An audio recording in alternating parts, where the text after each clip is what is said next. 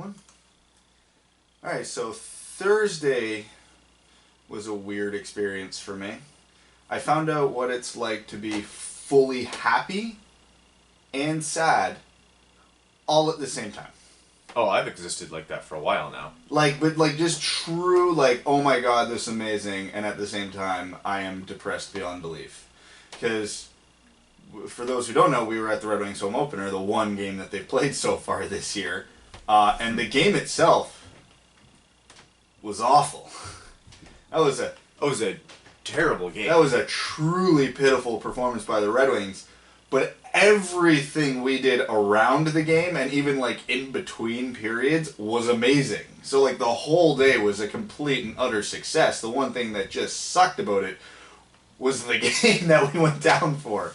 Everyone keeps asking Mel how the game was. She's like, I feel like I had the most fun out of everyone I went with. Because I'm not as emotionally invested in this team yet. And so I just had a good time. I love watching hockey. And there's so many new people that I met. And it was great. Ryan he had fun. I wasn't upset. I was looking at, there was a point where I said out loud, man, I knew it would be bad, but it still hurts, I said that out loud for sure, but you can't be surprised. I knew it would be bad. I didn't think it would be that bad. And again, we're talking about a game the Red Wings lost 3-2 in overtime. Just understand that anybody who happened to miss that game, Columbus should have won 9-2. Jimmy Howard was the reason that game got to overtime. And he still let in a couple bad goals. Oh yeah, that first one was where were you? What were you doing? Yeah, it was just. Before we get into the details of the game, to be fair, that was 3 minutes into the first game.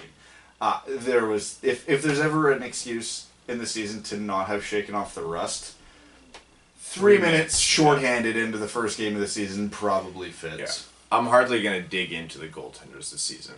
But, no. Like I said, before we get in to the details too much, we want to take some time to say thanks. We had our second ever annual meetup, but first ever truly organized meetup before our home opener. And we were completely blown out of the water by everyone who showed up, the turnout, the places people came from. You guys, it wasn't about us. It was about just trying to connect with our fans, because we do this for you, truly. I'm going to get sentimental here, but we were talking to Max Bultman, who, if you remember, was one of our interviewees, or we interviewed him on the pod for the Red Wings episode, the Red Wings season previews from The Athletic, and he just wanted to stop by, which was fantastic, by the way. I'm glad a couple of you guys got to meet him, and we were talking, and he was like, this is what you do it for, right? You're doing it for the fans, and it's so nice to see them engage and happy with what you're putting out and wanting to come out and just meet with each other and talk and just hang out, and it's to build that kind of community within the community. For us, Brad and I just kept looking at each other and just smiling bigger and bigger every time, which if you know Brad and I, we don't smile at each other by rule. Actually, Brad smiles at everything, but I don't like smiling at Brad. It makes me uncomfortable. My ears start ringing. But it was just, we were blown away by the turnout, by the engagement. You guys drank all of our beer and took all of our free stuff, which made us so happy. And we can't thank you enough. I'm at a loss for words besides all the words that you said. I think the final count was close to 50 people showed up, which hey, that's what RSVP'd, so we thank you all for being people of your words. Brad was a little neurotic about RSVP numbers, so I'm happy that came in. Yeah, because I had to call the Detroit Beer Company, which, by the way, they more than accommodating, so we're definitely going back there for this again. But I had to call them twice to up our reservation, because the first time I think we only booked for 20 to 30, and then more people RSVP'd, so I had to go to 30 to 40, and then more people, so I think I said, yeah, this might hit close to 50, and I'm yeah, that's fine. But what truly blew me away is man, Red Wings fans travel well. So just at our meetup, forget the game, there were people there from Australia, Tasmania to get more specific, because there was, I think James was from New South Wales, and then Pat and his buddy were from Tasmania. Yep. There was Vancouver, Maryland, Carolina, Toronto, Pennsylvania. Michigan, of course. Oh, obviously a bunch of Michigan, but I couldn't believe, this was a global meetup. It was, I knew they were coming, but when I first heard James's voice out of the corner of the room, I was like, is that, he's got an Australian accent. And Mel looked at me. She goes, "Did he come from Australia?" I'm like, "Yeah." She's like, "You guys are like famous." I'm like, "No, we're not famous. Please stop saying that." But it was. We can't describe how much it means to us that you guys. Not that you came for the meetup. Obviously, you came for the game. But the fact that you took the time, coming from so far, to come hang out, meet each other, like, Red Wings fans travel well. Wing Wheel podcast fans travel well. I was talking to a couple of the Aussies, and they were like, "Oh yeah, like we don't have, like we listen to the Wheel." I'm like, "Is that what it's called? Are we called like the Wheel colloquially? Is that it?" I've never heard that before, so I'm gonna assume it's just an Australian thing. The Wheel. I dig it. I can get behind that. What does Steve call it? The dub-dub? The dub-dub. Something like that. Steve, that's not great. Yeah, no, the more I think about it, that wasn't great. No, that was awesome. There was some people who weren't even going to the game who just wanted to stop by first. Yep. Joe Deppie was going on his road trip. Yep. Everyone who came by between periods. We saw Chris Bigliardi again. He was rocking the shirt. Langabir came wearing the sweater. If we're forgetting your name, oh yeah, because there were so many of you. Yeah. James, Nicole, John, Pat, Chris, obviously as you said. Oh, Andrew. Andrew was there. Evan, Stan was there the whole time. Evan did make it, yeah. Evan did make it. Our Evan and Evan Beckner. Yeah. I don't think Evan Beckner made it to the meetup, but he met us at the game. Yeah. So yeah, and obviously I know I'm forgetting like 30 of you, but I don't have that good of a memory for names, so I'm sorry. And you guys who met us between periods, yeah, like it was just such a good time.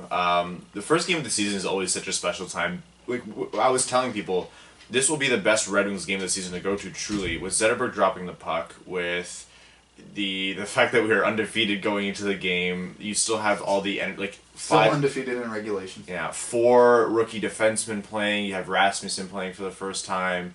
5 rookie debuts. The first NHL game. Yeah. Dennis Chowowski's first NHL goal. The only thing that could have made it better was Zadina playing, but honestly, like, this is going to be a tough season for sure, but, like, this was the game to go to, and I'm so happy that everyone was able to make it. Anyways, that's our sappiness over. Yep. We can't wait to do that again. We are going to make this the best annual tradition that we have. You guys are amazing. We love you dearly. But let's get into the game. Yeah, so for reference, because the Red Wings play very late tonight, 10 hours from now. So I assume most of you listen to this on Monday and Tuesday, so understand that we're recording this like 10 hours before they play the Kings. So everything we're gonna say today is gonna be with the asterisk. We know it's only one game. Mm-hmm. Okay? But there were some very, very optimistic things to take away from that game. Not much, but some. And as bad as this season is going to be, I promise you guys I'm going to try and take the optimistic view in some capacity every week. I'm going to try to be like, okay, here's the bright side of things. Because there's going to be a lot of negative.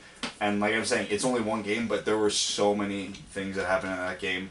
That it was a bad game. Teams are allowed to have bad games, but just things that you could see are not going to be one-game things that are deeply concerning for the season. Just as a little sidetrack, I'm glad you said that because we've been guilty in the past of being overly negative, and it's because we've been frustrated or even surprised by the negative things that come out. But like really, what this team will be this year should be no surprise to anyone. And so if we're going to be sitting here talking twice a week now about the Red Wings, it's kind of our responsibility to at least not pretend that the world is falling, understand what's coming, and I draw some positives, draw the realistic but not so cynical outlook from this. So we're going to try to give you guys a little bit more of that this season. That way it just doesn't, because that wears on you. It wears on us, truly, to have to constantly talk about something. We're going to have twice as many episodes this year. Yeah, we're going to have to. So believe it or not, I'm agreeing with Brad and embracing the unbridled, very bridled positivity. Oh, I'm going to rip this team apart all year. But like I said, I'm going to take time out of every episode to point out positive things that we should be excited about. So we're going to start with that. We're going to start with the happy from the first game. We're going to start with the happy? We're going to start with the happy. I want everybody to be happy, and I'm just going to say 2 words that are my main source of happiness from game 1, just all around, and those 2 words are Dennis and Chowowski.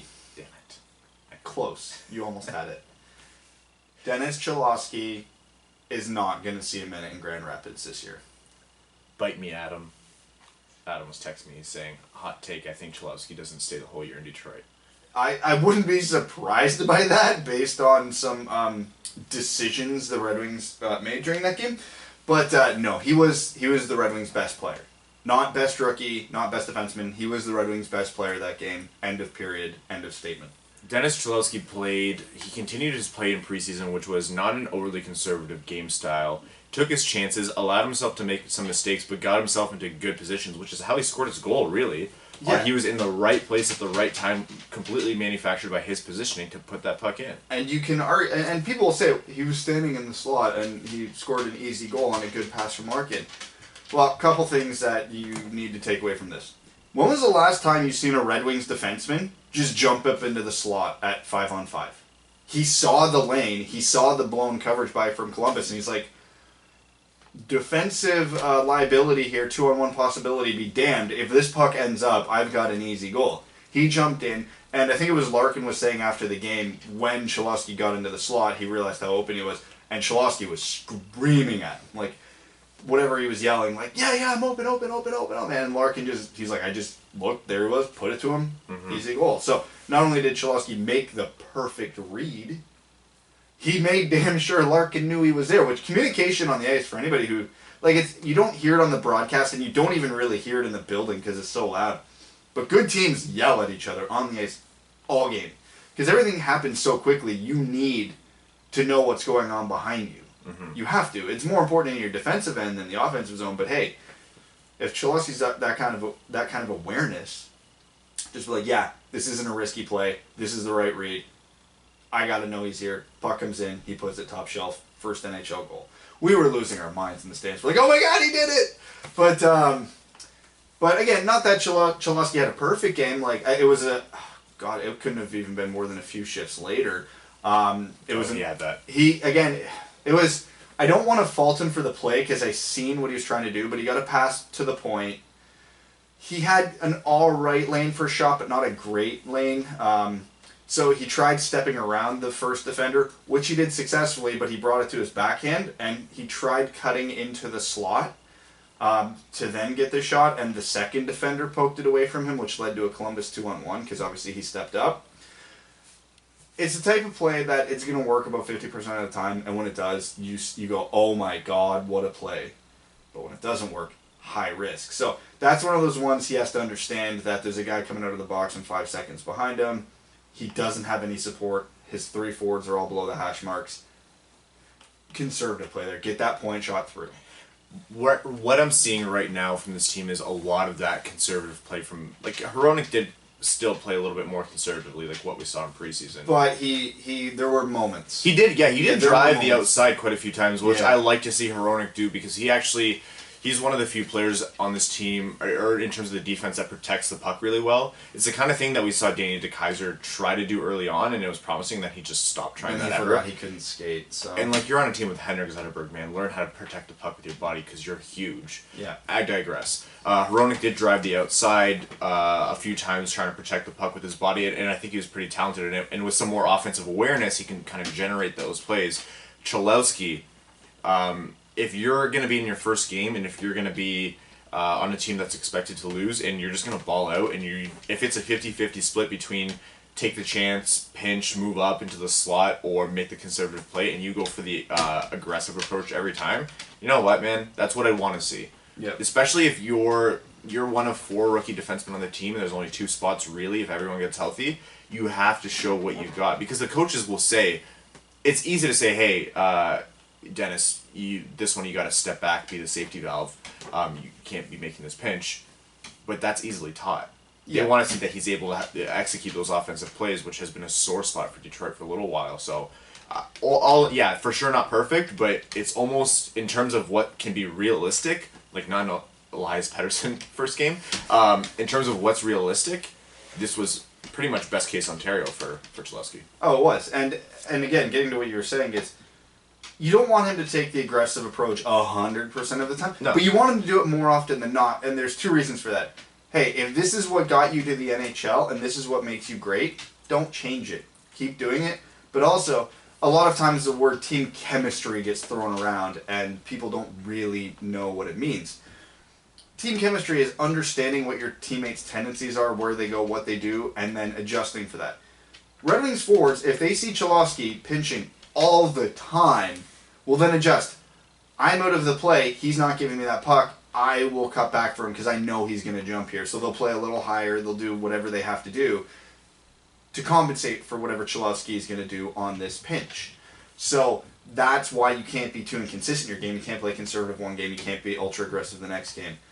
You have to play your game, and you have to play it consistently because then your teammates know how to read you. And what was it? I think it's Steven Stamkos. I heard a really, really great anecdote he was talking about. He's like, my shot is my best thing, and I practice that 80% of the time because that's what makes me an NHL goal scorer.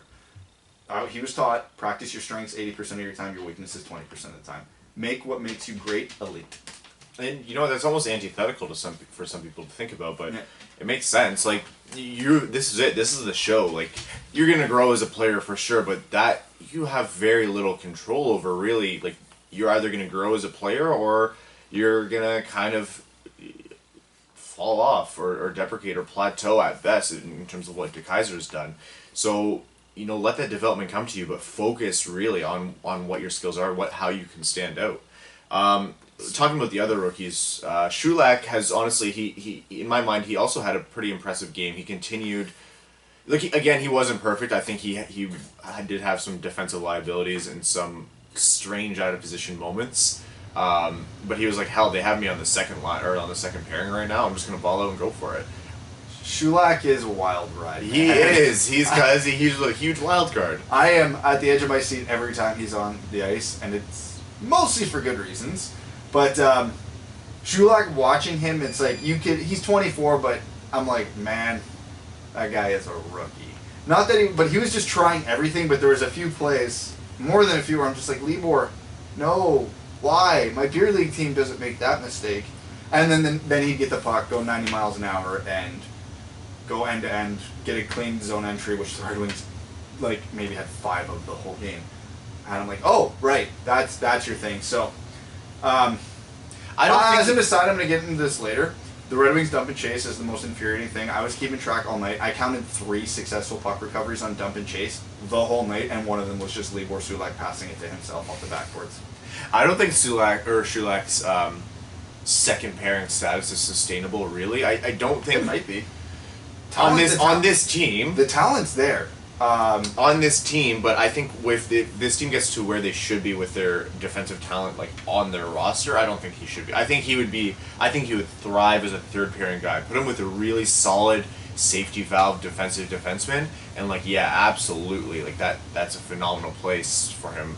Second pairing, I he's 24 for sure, and I think his ceiling is a lot closer to his head than the other guys. In terms of what he'll be able to do more than this, he'll refine his game, kind of round out the rough edges. I don't think he's going to be much more fantastic. But that's not a bad thing, because he's a perfectly fine defenseman, and he's entertaining to watch. Yeah, he skates like the wind. So, here's the thing I noticed with Shulak throughout the preseason, and I really noticed in the first game. His north-south skating, oh my god, it's a work of art. That dude, for his size, can fly, and he can do it with the puck on a stick. His lateral movement is bad. Yeah, not good. He gets beat wide real quickly. So it's like being a great skater isn't just north-south. You have to be able to cut and pivot, and again, your lateral steps and your first step has to be great. Shulak's are not. He is going to have to work on that this year. So it looked like Columbus got the book on him towards the end of the game. Like, don't try anything fancy. Just make him turn. As soon as you make him turn, you got him. So they were kind of picking on him a bit for that. And again, he had some turnovers. He was just trying to make plays that weren't there. And again, like we were talking about Chowowski, I like the aggressive attitude. The difference to me between Sulak and Chowowski is Chowowski played a lot more conservatively in his own end to get the puck out, whereas Shulak was trying whatever he wanted all over the ice. Mm-hmm. Which, again, I'm all for aggressive. In the offensive and the neutral zone. In the defensive zone, you don't want to be turning that puck over that often. So again, I think the talent is definitely there for Shulak, in my opinion, to be a regular second pairing defenseman, even on a good team. But yeah, he's gotta work it out. And again, I'm not gonna sit here the type of mistakes Shulak made are and even the couple Chowowski made are not the ones I'm going to sit here and roast them for. This is their first NHL game, and this is their first NHL season. They're going to make these mistakes all year. That's what rookies do. That's why, if rookies didn't make these mistakes, the experience factor in the NHL wouldn't matter at all. The reason why you say, oh, he's got experience, and when you're describing a player using that as positive, is because they don't make those mistakes. That's all that really means. So, again, that's going to come with time. Let him have their mistakes. Again, same thing with Hronek. Hronek, there was one play. He wasn't as aggressive as he was in the A, but there was a couple plays. I just loved it. There was one, I don't know what happened, but it seemed like everybody on the ice ended up on the right side. And I can't remember. Whatever Red Wings defenseman had it on the half wall on the right side in their own end. Everybody was back. Hronek was the defenseman on the far side, just saw the lane and took off. Like, he was leading the rush before he even got the puck. And the pass came, and had that pass not been 3 feet behind him, he might have had a half breakaway. Like, he was gone. Like, he just took off. But, yeah, of course, leave it to whoever the Red Wings to miss a clean pass by 3 feet. But, so that was the kind of stuff I like. Again, made dumb rookie mistakes. There was one, he had a point shot. Had all the time in the world. The forward wasn't being ultra aggressive, and he fired it straight into his shin pads. He did a pump fake, allowed the forward to reset, took the shot, and fired it right into his shin pads, and almost caused a clean break the other way. Yeah, and it's like, Philip, it's the power play, buddy. You got to make a better decision than that. But he's a rookie. Well, honestly, like as unflashy as Hronek's game was, I really do want to see him up full time. Yeah. And it's unfortunate for anyone who's not Chowowski, because Chowowski, in my mind, there's no way he's moving. But you can make a case for any of them. Yeah, the only rookie out of the 4 rookie defensemen we're talking about that I came away with not too impressed with Joe Hicketts, but I think in a lot of ways he was handcuffed. So I'm gonna hit into it later, but I think the Hicketts listens to Blashill a little too religiously. Because he played so conservatively. I barely noticed him, and this isn't what Hicketts was doing last year. Hicketts was stepping up for the big hit. Hicketts was making the bomb pass. Hicketts was running around the offensive zone. He did none of that on Thursday. Mm-hmm. And I'm like, man, you're 5'8". You cannot be a stay-at-home defenseman. I'm sorry, Joe. That just isn't going to work for you. You can be defensively responsible and make defense your priority, sure. You ain't built to be a defensive defenseman, man. No matter how good your positioning is, you need to be aggressive, and he wasn't. The other rookie showcase was Michael Rasmussen. I was actually impressed with Rasmussen. He did not enough, but he did display what he could do in terms of positioning with his body and what he can do with the puck using his body, his big frame. He's what, 6'7", 6'5", 6'7"? 6'6", I think. Yeah. I liked him. I think his offensive awareness was there. I think he does have a nose for the net. In terms of how he applied it and how he executed it, it wasn't always the best. There was times where I was like, if you're going to be that big, you need to be in the right place to start because that's your advantage. And he was kind of a step late getting into that open ice, or what he did with the puck wasn't always the highest percentage chance. Which in my mind, if you're going for dirty goals or rebound goals or just using your body to crash the net, you need to put the puck into high percentage areas or be in a high percentage area with the puck. And he didn't always make those. He got a little complicated, and then he kind of. It was almost what Hronek did, where he overcomplicated it and then ended up firing off the defender's shins. Same kind of thing where he just fired it into their sticks. But did like what he did. I think with a more talented group around him, which he has now, he can really, really, really be an offensive force for the team. He was the only Red Wings forward I've seen win any offensive zone puck battles more than once. Yeah, well, he was winning those puck battles. Again, he didn't do a lot with it once he got it. Kind of branching off what you're saying, that could be, hey, guys weren't getting open for him, or I think he was trying to do a bit too much. What was his line? Which period? Yeah, that's true. He only played 12 minutes because Red Wings rookie. Yeah. Shocking. But he started with, I can't remember. I want to say he started with, it was, because the line started as Nyquist, Larkin, Mantha. Then it was Abdelkader, Athanasiou, Vanek, and then it was Nielsen, Bertuzzi, and Rasmussen. Burr was on the first line to start, wasn't he? No. It was nice. It was Goose. That was the only line that didn't hit the blender. Was the Mantha Larkin Nyquist line. But then they got switched very quickly to. I don't even think it made it to the 10-minute mark of the second period. Was Rasmussen, Bertuzzi, and N, and they barely played after that outside of power play. So, but he did. He wasn't a surprise. He wasn't that guy where you're like, you're huge, why are you doing nothing? Which like, Detroit's had a bad habit of seeing. There's too many players where you're like, if you don't, for players who don't watch games, or for people who don't watch games, I've heard a lot of, oh, this player's big, like, the Kaiser's big, Ericsson's big, or whoever's big, like, why don't they use their size more? It's like, well, yeah, no one on this team really does. So it was nice to see him, win those pucks along the boards. The kind of stuff that Abdelkader's expected you to do every time, but the hope is that Rasmussen will eventually be better than Abdelkader in terms of offensive awareness, and the step 2 of that process, which is after win the puck, do something with it, might actually happen. Yeah, we'll get to Abdelkader in a bit. We will. Well, we're starting with the positive, which was for the most part the rookies. We're running out. Christopher N. That's fine. I didn't notice him. No, he didn't get a ton of ice, mind you. 8 minutes. He was. I'm sure he's doing what the coaches expect of him. Really, on this team, the fourth line should not be the story, although we'll get to that. We'll get to that. What is the fourth line? Because Yeah. we're going by ice time, it was N, Bertuzzi, and Rasmussen. The fourth line is truly just the friends you made along the way, I think. Right. Was that a good execution of that bit?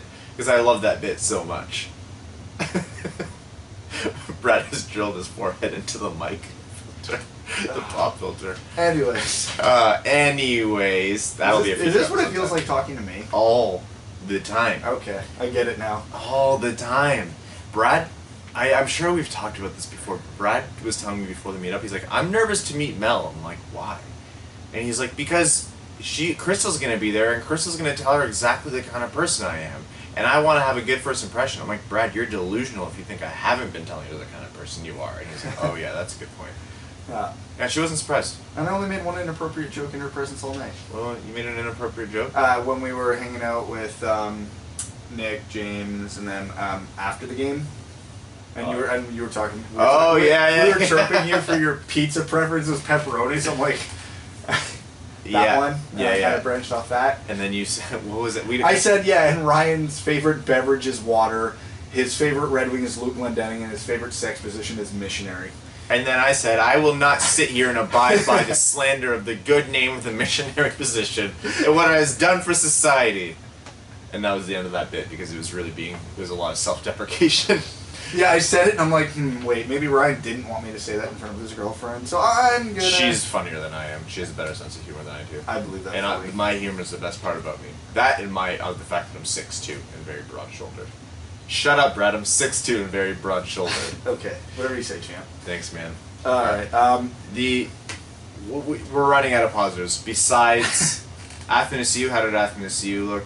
Did he? I didn't notice him this game at all. He wasn't, Other than the one penalty he drew with his speed. His speed was there. He used it. He was really aggressive at trying to cut to the net, and it did create problems with Columbus. I liked that, but all the other positives I've seen from Athanasiou in the preseason, his ultra-aggressive forecheck, his playmaking, I didn't see any of that this game. Which is not. It's one game, but it's one game. Truly, seeing this from Athanasiou, if we see that preseason Athanasiou not show up at all in the regular season, that'll be one hell of an indictment onto him. Yeah. Because what we have always said, and what is just objectively true, is this guy has the raw tools to do some great things on the ice, and it's just about putting it together. And this preseason was the first time when we were like, this guy is putting it together. And that could be about line mates, because not every player can be great on their own. But, you have Rasmussen, you have Larkin, you have Vanek to put the puck in, although be terrible defensively.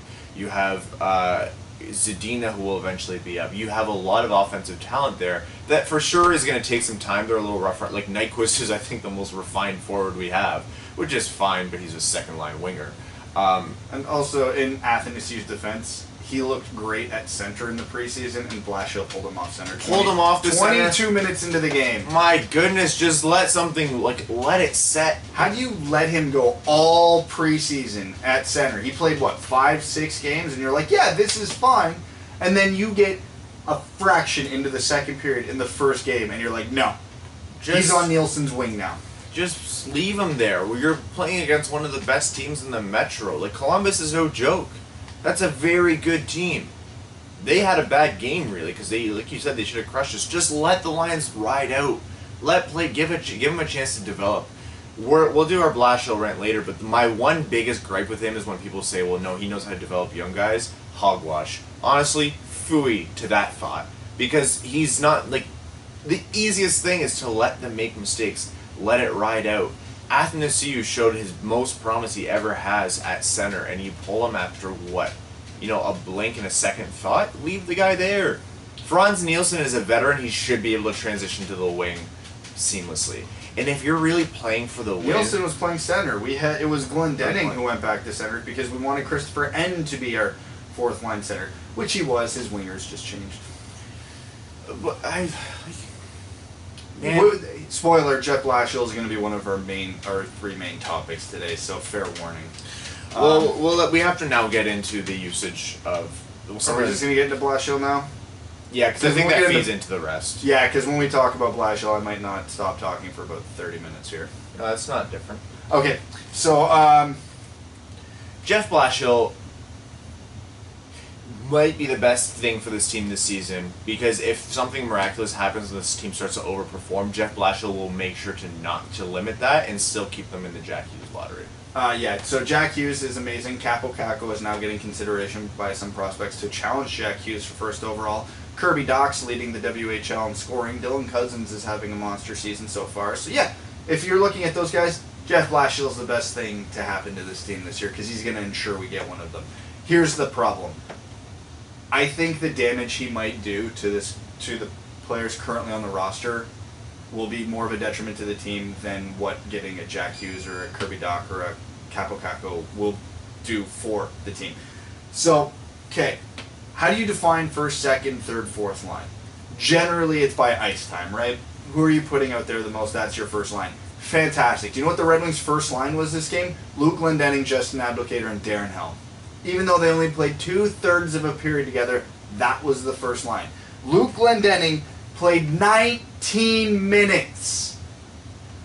Some people on Twitter, in a gracious attempt to help calm me down because I was pretty angry, mentioned, hey, Detroit took a lot of penalties. That's why Glendening's ice time was that high. You are right. That is a big reason why Luke Glendening almost hit 20 minutes of ice time. He also had more even strength time on ice than Anthony Mantha, Michael Rasmussen, and Tyler Bertuzzi. Even strength. This isn't counting penalty kill. You can't do this. So, remember how last episode we were all excited? Oh my god, the Red Wings sent Witkowski to the minors. They're putting four rookie defensemen in the lineup. Rasmussen made the team. Christopher made the team. They are taking the right approach. All that optimism I had about that was torched on Thursday. Michael Rasmussen played 12 minutes. Christopher N played 8 minutes. The defenseman, he played, but that's because 4 of them were in the lineup. He had no damn choice. And guess what happened in overtime? None of those 4 seen the ice. We'll get into that later. I want to talk about what happened before overtime first. I'm going to do a thing here. Okay. I'm going to cut you off and I'm going to do a thing.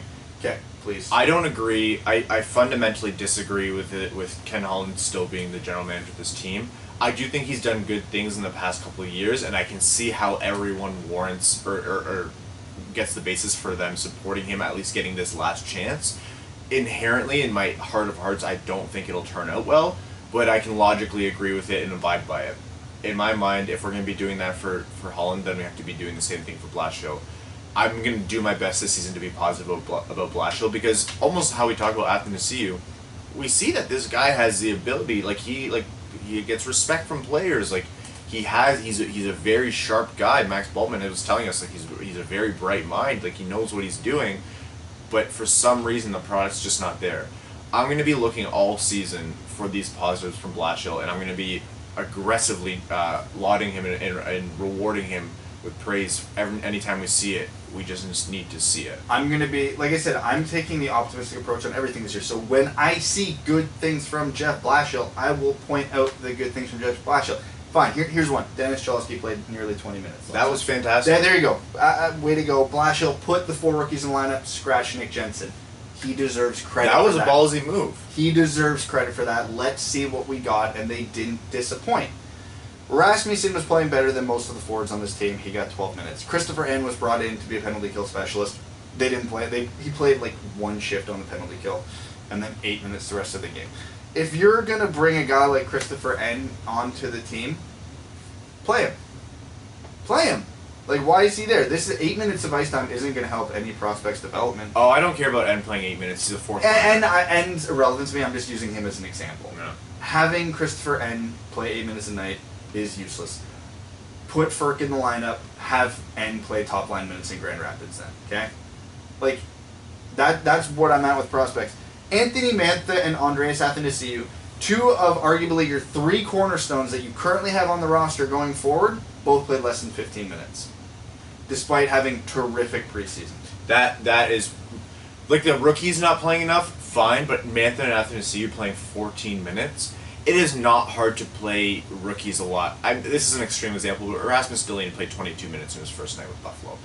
Anthony Mantha has proven himself to be a near 30-goal scorer, and Andreas Athanasiou did literally everything you could ask from him in the preseason. The same way you gave Dennis Chowowski that 20 minutes, my man, play your best players. Yeah, and that leads me perfectly into my next point.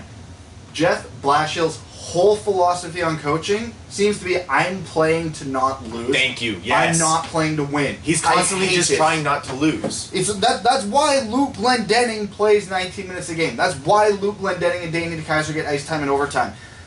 Okay, so let me start with the Glendening example, because this probably sounds an awful lot like I'm dumping and hate on Luke Glendening. I don't. I love Luke Glendening. Luke Glendening is a terrific fourth-line center in the NHL. Let's ignore his contract, because that's whatever. I will take Luke Glendening as my fourth-line center on any team, any day. Whether I'm the Pittsburgh Penguins going for a Stanley Cup championship, or I'm the Detroit Red Wings battling for the basement. I want Luke Glendening as my fourth-line center. He's got better offensive upside than people give him credit for. He was fifth best on faceoffs in the NHL last year. That deserves some credit. He is terrific defensively. He's one of the best penalty killers in the league. All of this stuff, I understand. Luke Glendening can't score goals, though. No. Luke Glendening doesn't win you games. Luke Glendening, Thursday's game, Luke Glendening should have played 12 minutes. 13 minutes. Played all those PK, because he is good at that. And then he's the type of guy, 1 minute left in the game, defensive zone face-off, you're protecting a one-goal lead. Yeah, throw Luke out there. He's that guy, and he plays that role well. You have to score goals to win the game. Guess who scores goals? Dylan Larkin, Anthony Mantha, Andreas Athanasiou, Michael Rasmussen, Gus Nyquist, Thomas Vanek. Out of all those guys I just rhymed off, one of them played more than 16 minutes, and only two played more than 15. Are you kidding me? This season is a write-off. Play to win. 3-on-3. I'm going to have a little rant here. Luke Glendening, Trevor Daley, and who was on that line with him? Oh God, the fucking overtime! I didn't even get into that. The first unit out was Larkin, Nyquist, DeKaiser. Second unit out was Daley, Glendening, Mantha. Spoiler: there was no third unit. Now here's the thing. I've seen some pretty rational arguments for Glendening being out in overtime, which is that, like you mentioned, he was the fifth best face-off man. To win in 3-on-3 overtime, you essentially need possession. They put him out there to win the face-off, and then he lost the face-off, which they're like, it just happens, and he was just trying to play prevent. Here's my thing. 3-on-3 overtime was brought in to negate the gimmickiness of the shootout, but the 3-on-3 is not true hockey. You can't deploy proper systems in 3-on-3 overtime because it is the absolute Wild West. It is a complete shit show. 3-on-3 has so much open ice that it is extremely biased and favorable towards fast, skilled players. If you are a fast, skilled player, you will retrieve the puck and you will move up the ice because all you have is lanes and space and scoring opportunities and the whole ice turns into a green zone of high percentage chances. To play prevent defense, to play let's try not to lose with Trevor Daley, who had an abysmal game, and I would argue the worst game I've ever seen him play as a Red Wing. And Luke Glendening is asinine. If you want to have Glendening out there to win the faceoff, that's fine. But put Athanasiou and Larkin with him. The fact that you're not putting Athanasiou and Larkin together and just overloading the team with speed is asinine. And if you're saying, well, there needs to be some defense, I, one, inherently think that you're wrong, because 3-on-3 is a crapshoot, and trying to play prevent means that you're not playing offense, which means you're guaranteed to lose, when you might as well at least go for the coin flip of let's both play offense. But if you're really dead set on having that defense, put Glendening out there with those two skilled guys. Playing Glendening wasn't the reason that the team lost, but playing Glendening with his combination of players in the situation that they were in was the reason the team lost. Playing Glendening and Daly against Panarin and whoever else that was skilled on Columbus was absolutely stupid. Yeah, so starting from the beginning of overtime, I don't like DeKaiser being on the ice for 3-on-3, but he has scored a 3-on-3 OT goal in his life. He's a capable puck mover. They put him out with Larkin and Nyquist. I will hear that argument. I don't love it. I'll hear it. I was okay with that. Because Larkin and Nyquist can skate. I would have had Athanasiou instead of Nyquist, but at this point, I'm just splitting hairs. So I'm not going to rip too hard on Blashill for that. And hell, DeKaiser actually did almost score. I think it was Larkin who set him up in front on an actually really nice read by DeKaiser. Cool. DeKaiser plays like that every 3-on-3 OT. I'm happy if they keep throwing him out. Anthony Mantha's a shooter. Anthony Mantha's not the guy like Athanasiou or Larkin who's going to get that puck in his own end and go create a scoring chance. He's that guy. He's going to get in the right position at the right time, and he's got enough skill and a great, terrific shot. He can finish plays. You put him on the ice with two guys who aren't going to get him that puck, realistically. And on the goal, Panarin's goal, I don't know whether it was to specifically blame Glendening or Daly, but it was their miscommunication on the trade-off when Panarin and the other Blue Jacket player crossed over that led to Panarin getting the puck and scoring. That was their blown coverage. Mantha had his guy. They missed the trade-off. That led to goals. So you're playing prevent defense in overtime, and the two guys you put out there to prevent botched it. So next time it goes to 3-on-3, we shouldn't see that again because, hey, even if you agree with that theory, those two players didn't do it. But here's the thing, and I want everybody to pay attention to this year, not just with the Red Wings, with every 3-on-3 OT you watch. You know how you get possession of the puck in 3-on-3 OT? Your goalie made a save. Do you know how few changes of possession there are in overtime that didn't come from a shot? Oh, almost. If it's not a shot, it's a defensive lapse. That's it. That's it. That's the only way you're getting a puck. You are not retrieving it. Again, this is me going to the extreme. I don't even necessarily think you have to put a defenseman on the ice in 3-on-3 OT. Just play a triangle, keep them from the high danger scoring chances, let them have their shot from wherever, and hey, if you have an NHL caliber goalie, anything from outside of the home plate area, he should stop. And then you get the puck, all at offense, create the chance. This is, again, that overtime was the perfect, I don't know what to call it, perfect small window into how Jeff Blashill thinks. It's a microcosm. It's like the epitome. This is everything that's wrong with Jeff Blashill's coaching style. Andreas Athanasiou, arguably the most dangerous 3-on-3 overtime player the Red Wings have. Arguably in the Eastern Conference, because, I mean, has he been on the ice for an overtime and not got a scoring chance? No, he proves it time and time again. Every time we see Athanasiou out there, what is our next tweet? What is our next podcast about? It's just us saying, thank you, do you see? Do you see? Now do you see? Yeah. He holds the NHL record for fastest overtime goal. Tied, but still. I can't even process. Dennis Chowowski, your best defenseman all game. Your most dynamic offensive defenseman by a country mile. Did not see the ice in overtime. So if you want a defenseman out there, Chowowski was your guy. And you'd be like, he's a rookie. I don't know if I want to put a rookie defenseman out in 3-on-3. So put him with Nyquist and Larkin then. They are responsible defensive forwards. The Red Wings had 3 shots in the third period. 3 shots to the Columbus's 16? And Glendening played 19 minutes that game. I would bet almost half of them were in the third period. It was close. He was riding the oh my god, we're tied, we can't let them score so hard. Sorry, I thought we were supposed to play prevent defense when we were winning. I don't even like doing it then, but at least I understand that. You're playing prevent when we're tied? On a team that's out shooting you almost 2.5 to 1? Like, what were the shots at one point in the third period? I swore I looked up and it was 36 to 16. Yeah, it was nuts. Like, I can't tolerate a full season of this. It will have to change, right? Because it's just not going to be viable. The talent and the youth infusion into this lineup will overbear anything that could possibly. Like, they'll start making do with their limited minutes, and there's just so many of them now that Blashill will run out of options as to who to turn to with these like fourth line minutes. But here's the thing, though. He's gonna keep playing the forwards the same way he did tonight. And here's the thing we haven't even mentioned yet: Cronwall, Eriksson, Green, they're all gonna come back. Oh, they're coming back, yeah. So we don't get Hronik. We don't get Shulak. We might not get Hick. It's like, I mean, there's no way we don't get Chowowski at this point. There's no way. But maybe he melts down the next few games. Who knows? So then now, not only are we not going to have any capable puck movers on offense playing most of the game, we're not going to have any on defense either. Outside of Mike Grady.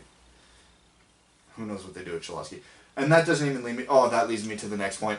So, again, Max is one of the smartest hockey writers I know, and I agree with almost everything he says, except for the Blashill thing, because ignore that this is a bad team. Ignore that he's playing a lot of rookies. Ignore the fact that this is a talent-starved thing. Dump and chase hockey doesn't work in today's NHL. Even if it did, the Red Wings aren't good at it. They were recovering none of those pucks, and it's all they were doing. Their breakout is a joke. When I get more time, because it's going to be a deep dive, I want to write an article with videos and GIFs just breaking down how... I'm not even going to say poor, just how stupid their breakout system is. I was watching it all game. They would have, I understand, to have that forward on the far blue line for the outlet, for the tip, and the dump and chase. Okay, one, that doesn't work because their defense are moving when he makes that tip, and that player is stationary, meaning he's going to have a 20-foot head, the defenseman's going to have a 20-foot head start in a 60-foot race. Yeah, sorry, our guy ain't getting there. The other forward is also stationary most of the time at the opposite blue line on the opposite side. Okay, so he's not in it, he's stationary, and that's very easy to cover. The center and the far defenseman, I don't know if the Red Wings were just watching it, but they almost always came up the same side of the ice. So then Columbus would be like, okay, cool, thank you for making our coverage easier because we can just go to that side of the ice. And then the one defenseman who's breaking out with the puck either has to give it to one of those two players at his own hash mark, which, spoiler, he's just skating into nothing then, or they have to dump it to the person at the far blue line for the chip and chase. 90% of the breakouts resulted in that defenseman just having to dump it into the neutral zone, then that player puts it into the offensive zone, chases it, Columbus recovers, it comes back the other way. The reason Detroit had no sustained offensive zone time was not because their forwards aren't capable of it. It's not because they didn't get the opportunity. It's because they did not have any clean zone entries because they were screwed from the time they got the puck. I don't know. And again, this isn't anything new to whoever's been watching the Red Wings for years. They've been running this breakout in Blashill's whole tenure, and it's never worked. The only time it works is when Larkin gets the puck in his own zone, and he has enough space to go rogue and just skate it through. I don't think using stationary elements in a breakout is inherently bad. I've actually seen it be successful. There's two things though. One, you need the talent.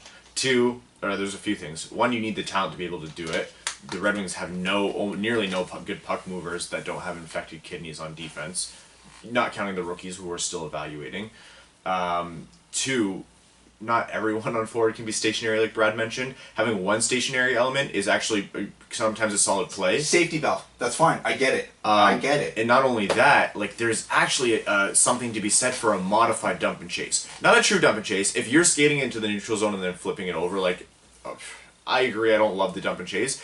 But if you're firing it off that guy who's tipping it in, but then you had Larkin, you just timed it well, who's already blowing past the defense, and it's not a dump and chase, it's essentially pass into an open area, that's different. But like Brad said, that's not what they're executing. They're executing a double stationary breakout with a terrible puck mover out of defense and two other guys who aren't doing much position. It's kind of like this bizarre system. I'm not even putting this on the defense because, again, though I have a lot of fundamental problems with Danny DeKeyser and Trevor Daley as hockey players, outlet passes are not weaknesses of theirs.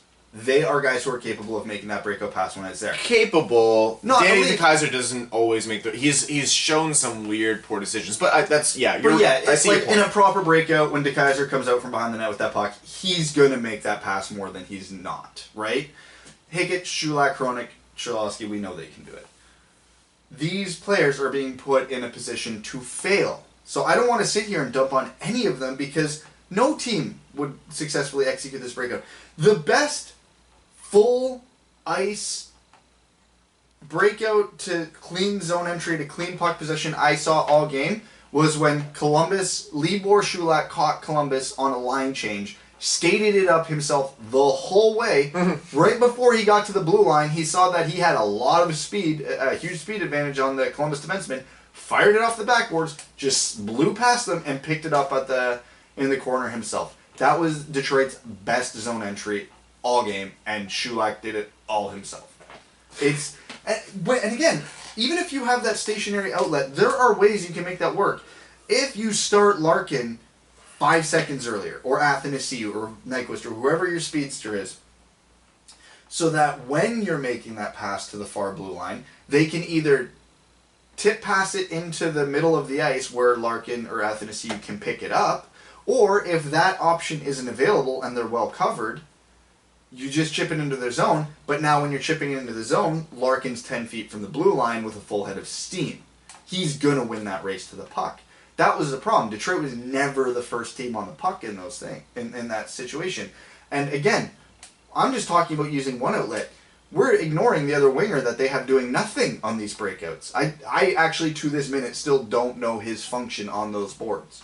Because they never used him, and he wasn't of any use. I'm just trying... He literally had no point. He literally was just there. You are turning this into a 4-on-5 breakout. The defenders were just like, oh, we'll just stand in front of this guy. I guess he's not really doing much. Now, in Blashill's defense, maybe the players are not executing what he's asking, but it's been a few years of this, so I'm going to take a wild stab and say, no, that's not the issue.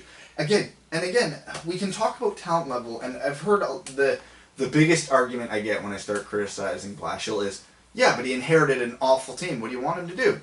I'm not disagreeing. Barry Trotz wouldn't win with this team. I get it. But you have assets, you have tools, you have two of the, I would argue, 4 best skaters in the NHL between Larkin and Athanasiou, and you're not doing anything for them.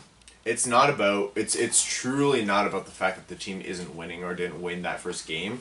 It's about this can't turn into another season of, we're going to be bad, we have to maximize what we have, but we're falling short on even doing that.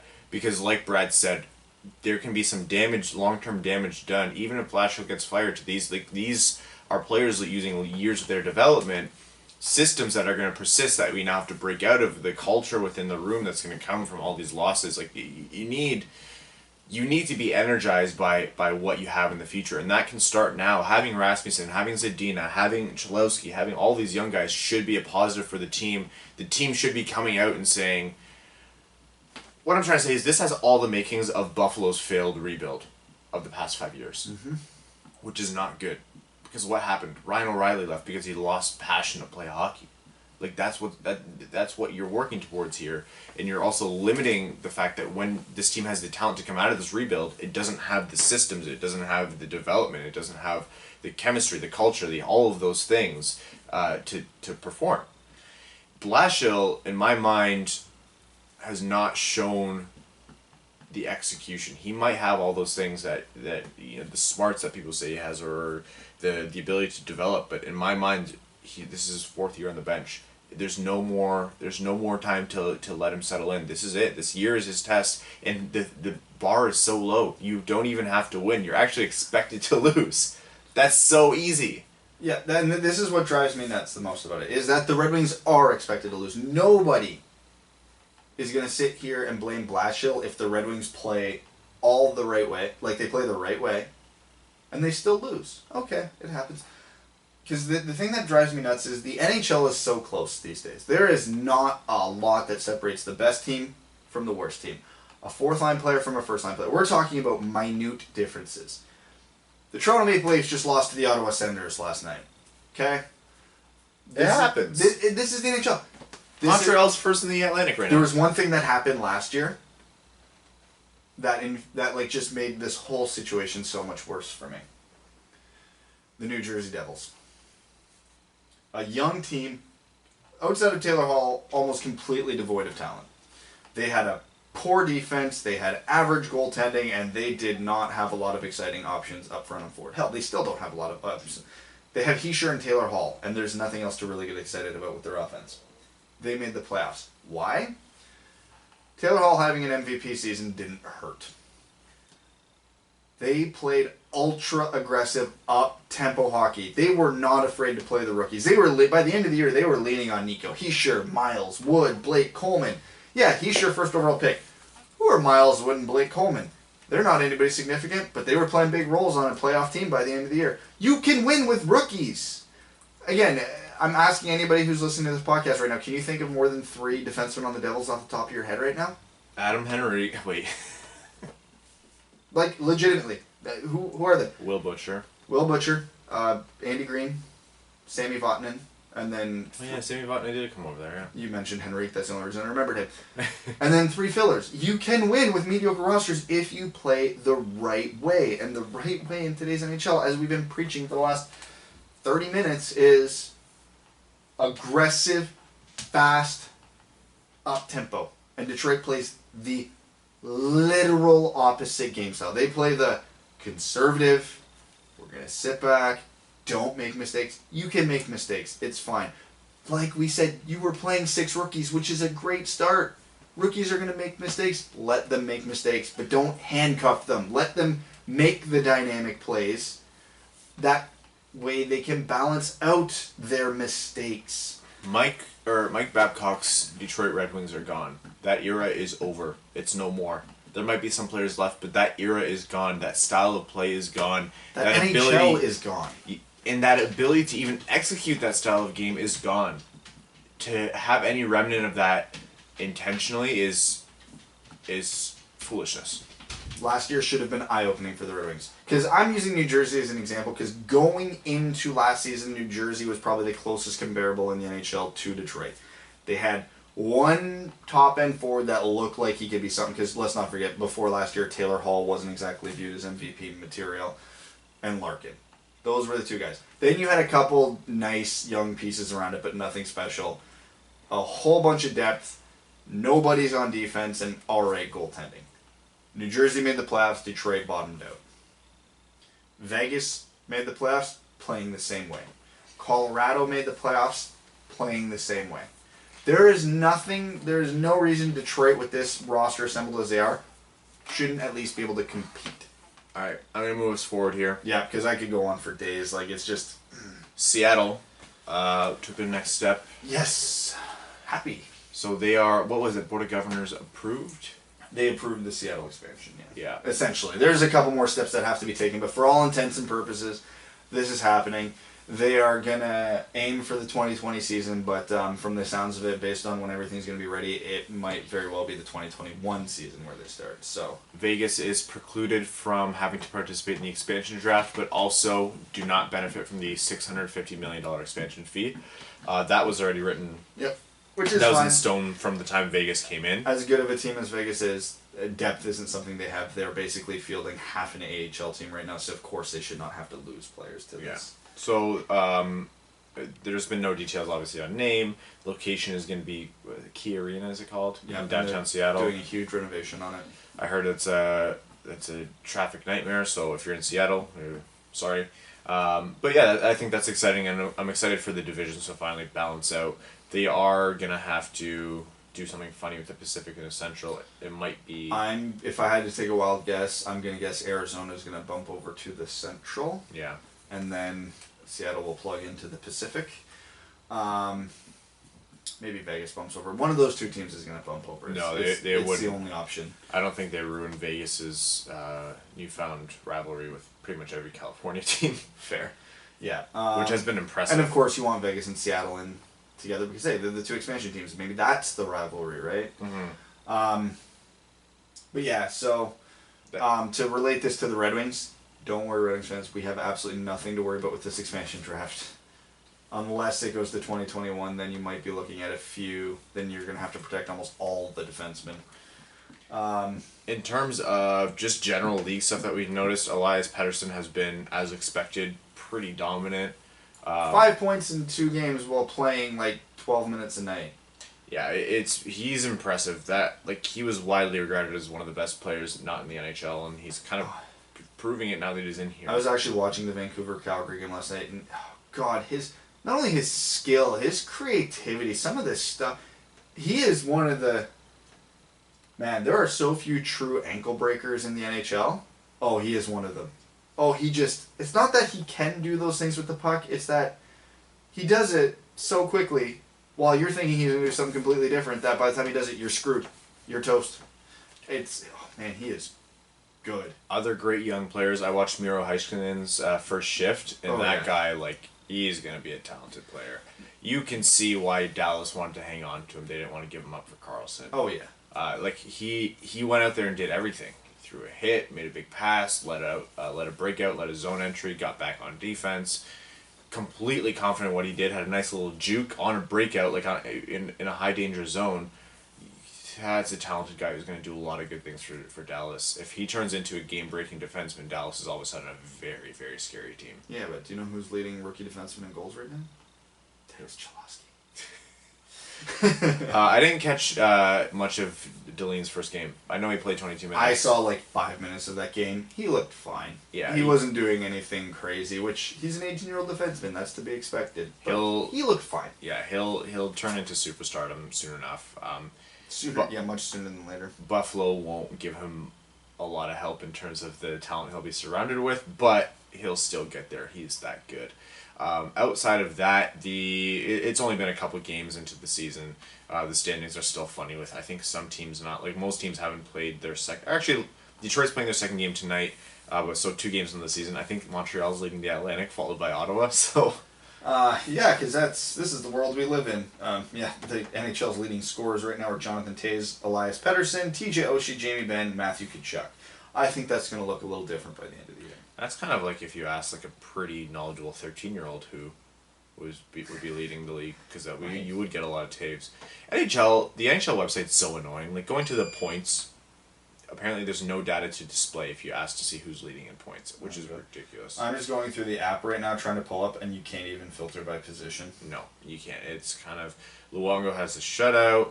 And then got injured. So that's going to be really interesting, because Florida looked good. They beat... who was it? No. Did Tampa or Florida win in a shootout last night? Either way, but during the game, Florida was like controlling that game. They outshot Tampa 42 to like 28 or something like that.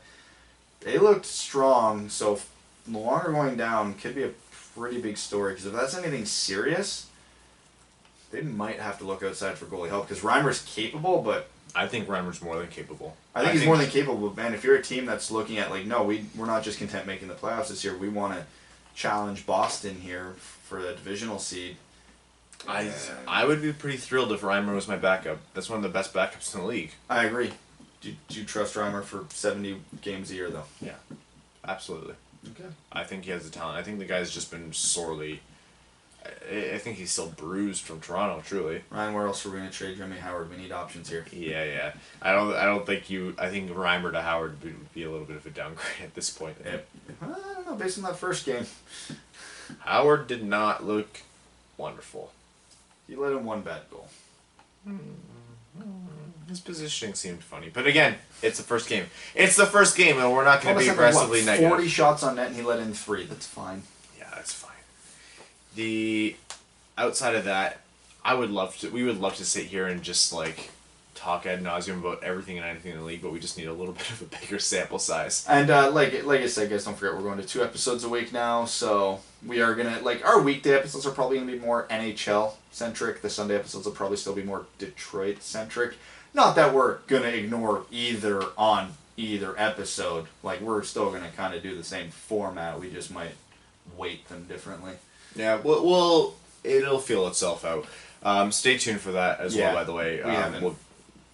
We'll be putting out the details pretty soon. Yeah, because we haven't figured out like a proper format or anything yet. We're just spitballing. Anything else we want to get to before we head over to overtime? Have we talked about the Tom Wilson suspension yet? Oh, no, we haven't. Tom Wilson was it 20 games? 20 games. 20 games. I was mad. I was like, how am I supposed to have a hot take about this? Yeah, because that was pretty much bang on. Next time he gets it, he'll be gone half the season. I mean, it's his 4th suspension in 105 days. I even love how in the Department of Player Safety video that they released about the suspension, they're like, this is an unprecedented level of suspensions.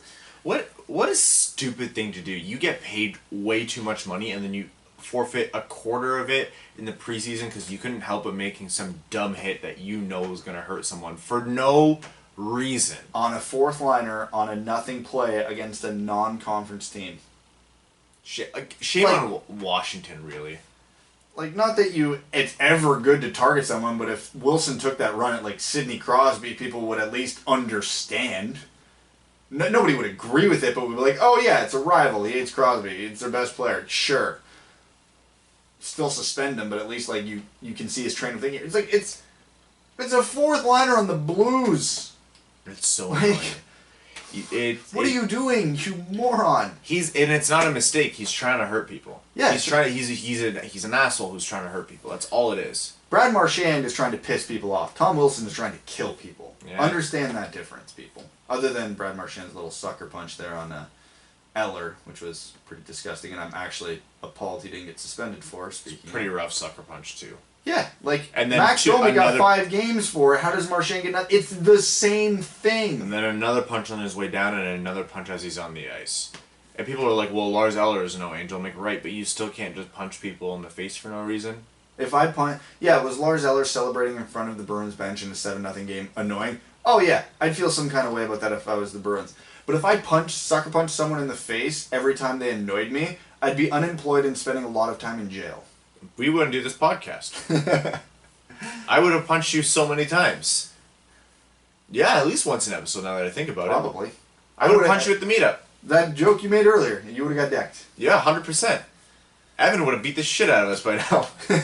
Just every episode, just pummeling us over and over and over and over and over. Maybe this is why he only comes to half the episodes now. Yeah, for our benefits. So he doesn't punch us in the throat.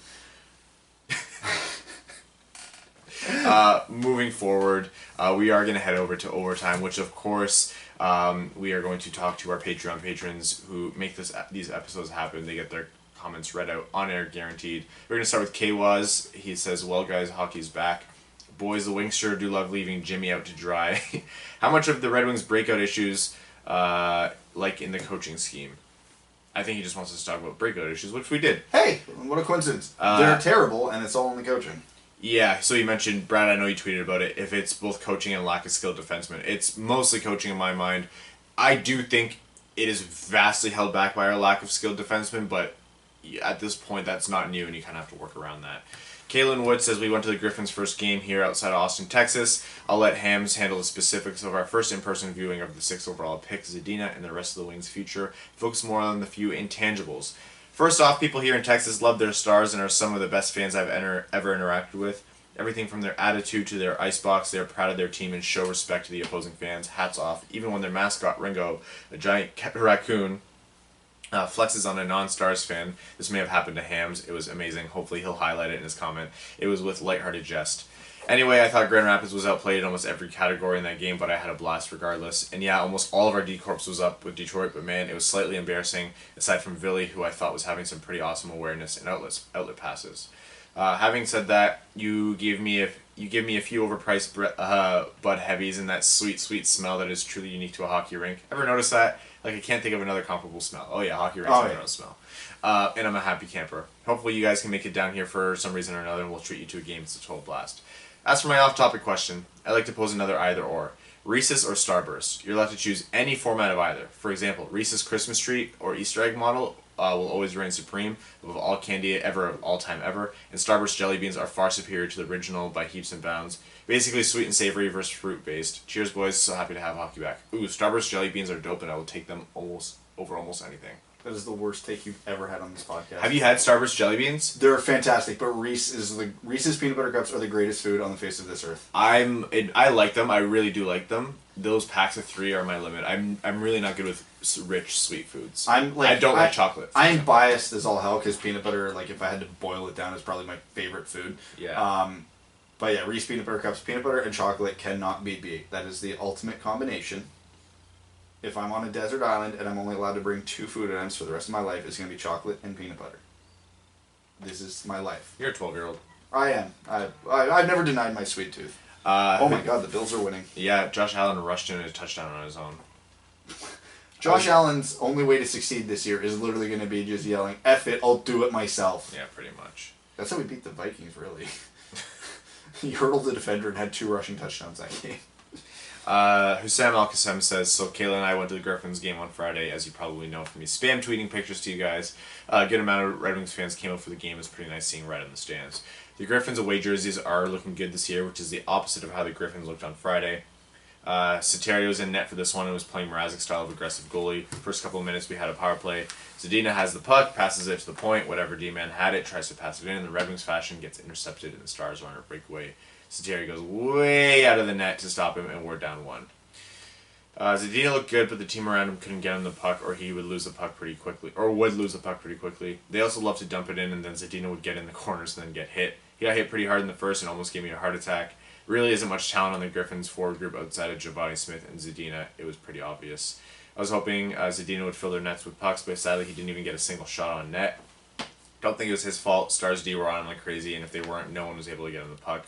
Speaking of Smith, he was chirping the Stars the entire time, and you could see how angry they were getting, which was enjoyable for us. Star Yarby looked really good, probably the best player on the team that night.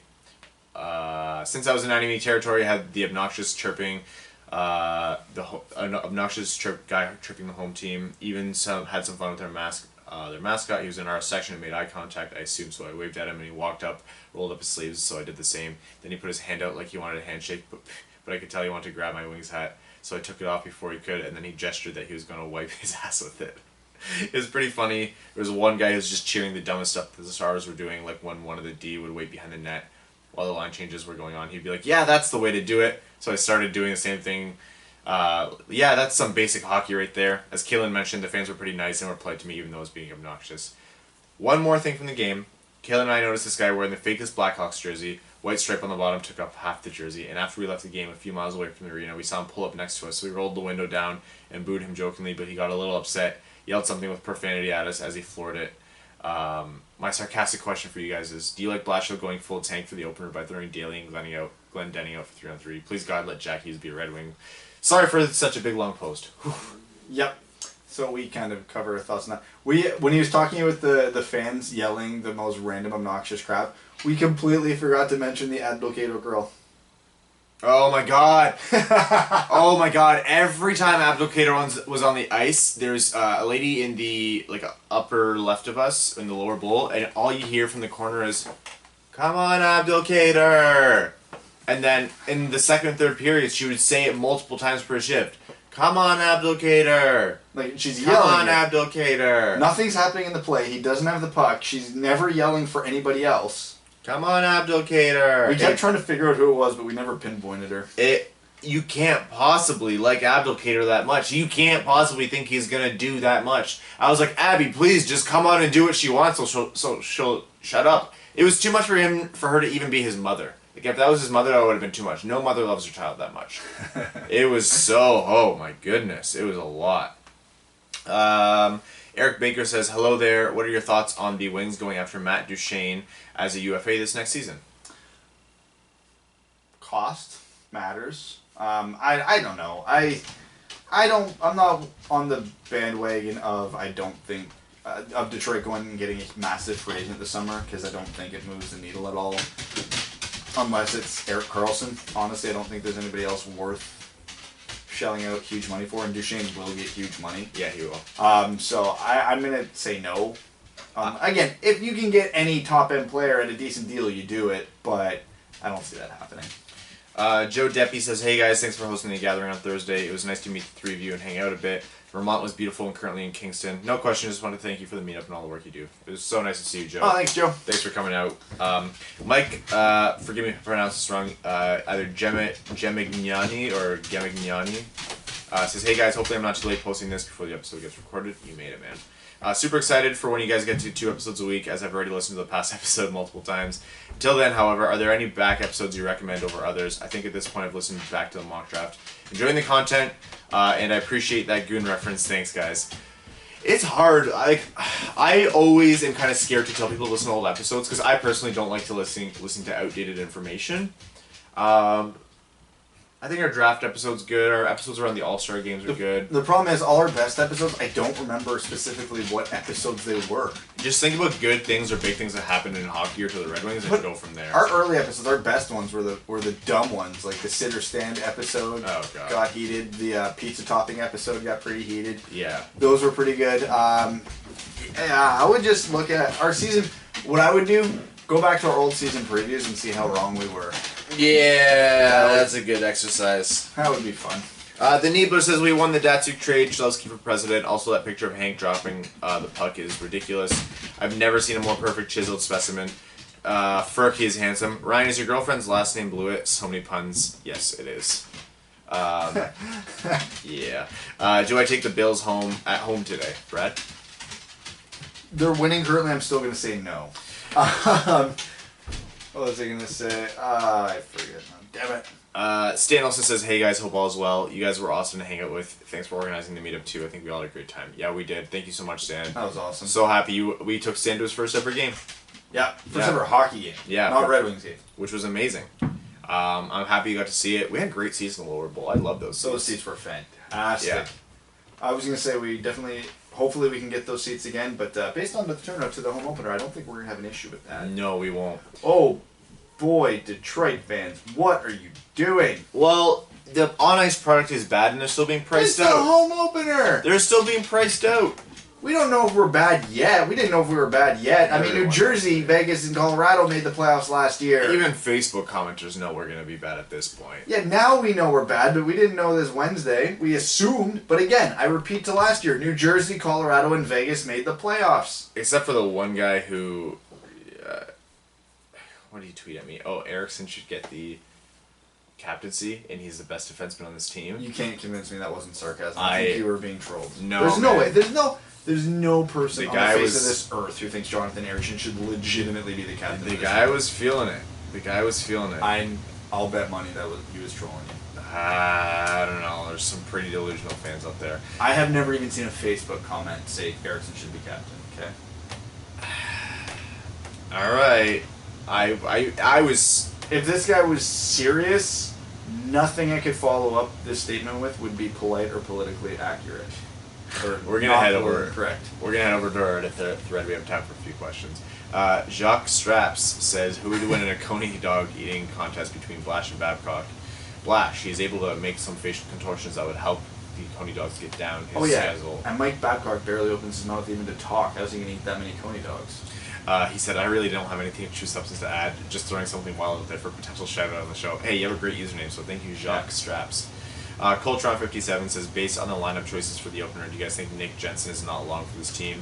I don't know if I'd be shocked if he was the odd man out when we get a healthy D due to his contract and how well the rookies are playing. It's tough because I think he's a fine defenseman compared to what else we have, but it's just the limitation of you can't do anything else with Cronwall and Erickson when they're healthy besides play them. By all advanced metrics last year, Jensen was either the best or second best defenseman on this team. I chalk this up to, once again, Blashill's flawed philosophy of picking the conservative versus...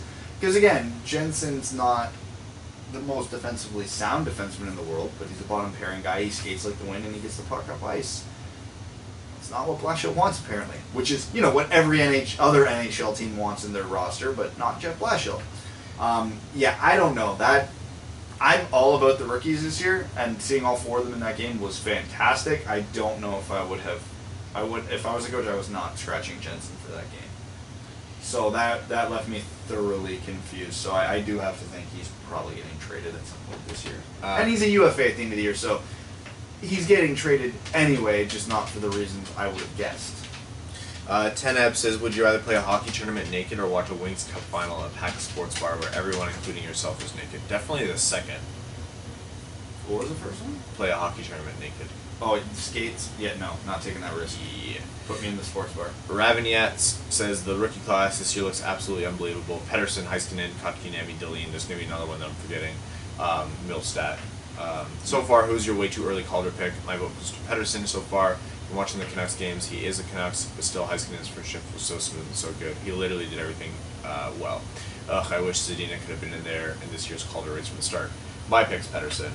Pedersen's the obvious choice, but I'm going to go with the dark horse, Dennis Chowowski. He's on pace for 82 goals. You know, someone tweeted that we were a little bit negative on Chowowski, saying he obviously wasn't going to win the Calder, and I still think like this is just too strong of a class. But I mean, yeah, if you want to hope for it, it's just such a strong class, right? We're biased as hell, but if anybody did want to make like a good dark horse pick, he might not be the worst pick. He was a point per game player in the preseason, scored in his first game, got 20 minutes of ice. Yeah. I mean, I'm not saying, like, I would not put money on him being a finalist for the Calder. But hey, the term dark horse means someone you don't expect to win it. Yeah, that's true. Chowowski would be a good dark horse pick. Again, I don't see him getting ahead of Dahlin, Heiskanen, Pettersson, Middlestad. Like, I don't see it, but hey, maybe. We even forgot about Svechnikov. Yeah, that's true. Deathman6452 says, hopefully I'm not too late. Hey fellas, I went bowling last night, met someone who went to high school with Lidstrom's son. Turns out his son was an awful skater and surprised your dad which is surprising with your dad being one of the best in the world, can fix that. Shocked that we had 5 rookies on opening night, but that's already got me more excited about the future. No question, want to say keep up the great content. Cheers. Thank you, sir. Cross crease passes, so Glendening on the ice for 3-on-3 OT has to be the stupidest thing we've seen Blashill do, right? If he wants to get a contract extension, he needs to cut that crap out now. Not the stupidest thing, but like we said, the context and the people he's surrounded with need to be different. There's no way he gets a contract extension. There's no way. No, he's not staying on this team. No, this is his last year. He's in a contract year right now. It's never a good sign for a coach when he goes into the final year of his contract without an extension. There's no way. We have his replacement in the organization right now. Although there's other guys I would rather see. I wanted Dave Tippett, but now he's in the Seattle organization. Ricard Gronberg. Be a good one. Keep an eye out for that. That's a name I heard will be relevant soon. That is about it that we have for this week's podcast. We love doing the longer ones, but part of me is kind of glad that we don't have a 3-hour episode this week. Yeah, because we're going to be usually between an hour and a quarter to 2 hours. Most episodes now, the weekday episodes will be a little shorter, probably 45 to an hour. So we will be giving you a lot more overall content. Just the 2.5 hour monsters are going to be a lot more infrequent unless something big comes up. Well, actually, all summer we were pretty consistent at about an hour and a half when there was no news. So that's probably going to be the new normal. Yeah, some 60 to 90 minutes can be expected without fail. That's probably the new normal. What are we at now? About $1.22? Yeah, that's about normal. We'd like to thank everyone for listening, all of our listeners, all of our Patreon patrons, our name-level sponsors, Andrew Hassenfratz, Arjun Shanker, Sean Levine, Stan Olson, Ryan Lewis, Spencer Close, Clayton Van Dyke, and Langabeer, and Derek Shippard, Kaylin Wood, Charlie Elkins. Thank you guys so much. Thank you all who came out to the meetups. Thank you all who support us on Twitter, on Facebook. If you're interested in supporting the show in other ways, like us on Facebook, follow us on Twitter @WingedWheelPod, and then go to the bio and follow our individual accounts. Leave a rating on iTunes, subscribe however you get your podcasts. We're looking forward to the season. Any negativity, any positivity, we're excited that there's just hockey to be had. Thank you guys so much. Don't get too down. It's only one game of the season, and just enjoy the ride.